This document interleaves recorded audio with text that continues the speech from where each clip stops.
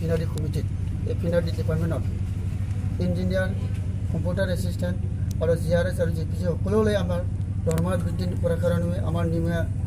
নকৰাৰ কাৰণে আমি এই কৰ্মবিৰত পালন কৰা হয় আজিৰ পৰা কয়দিন আমি আজি 1 তাৰিখ কালি 2 তাৰিখ 3 10 11 এই তাৰিখলৈকে আমি আমাৰ কৰ্মবিৰত মানে পালন কৰি আছোঁ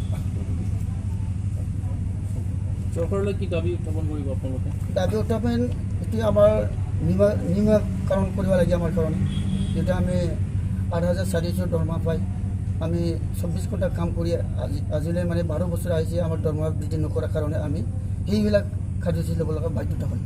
কিমানজন আছে আমাৰ কোকৰাঝাৰত আমাৰ কোকৰাঝাৰৰ 43 জন আমাৰ কন্ট্ৰাক্টৰ এমপ্লয়ি আছে টোটেল পৰিয়াল মানে নেতৃত্ব দিব নোৱাৰা হৈছে নেকি এইখিনি দৰমহাত আমি নেতৃত্ব দিব নোৱাৰে সকলোৰে আমাৰ পৰিয়াল কৰি আমি